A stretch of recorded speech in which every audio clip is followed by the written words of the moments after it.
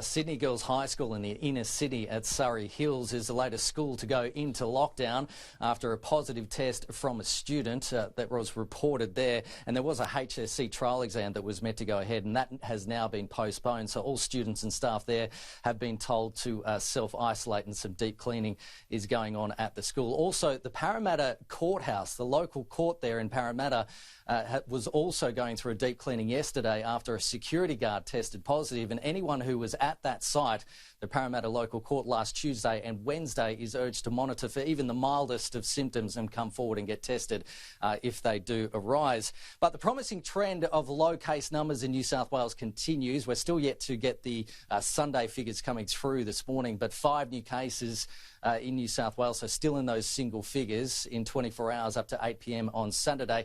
The concern is that the Tangara School for Girls cluster in northwest Sydney in Cherrybrook continues to grow. Another 3 cases added there. That's now 25 confirmed cases linked to that school. Of course, last week, New South Wales Police was investigating that school for COVID-19 social distancing breaches, but we heard from New South Wales Police last week that cleared that school of any wrongdoing. Now, the Ruby Princess inquiry was released on Friday afternoon, released to the public, published, and it showed serious mistakes. A number of serious mistakes were made by New South Wales Health when 2,700 passengers were allowed to alight from the Ruby Princess ship on the March 19, despite 120 people showing flu-like symptoms on board, and New South Wales Health considering those passengers a low risk, despite there'd been no, despite waiting for COVID-19 tests to come back, and they didn't wait for those tests. So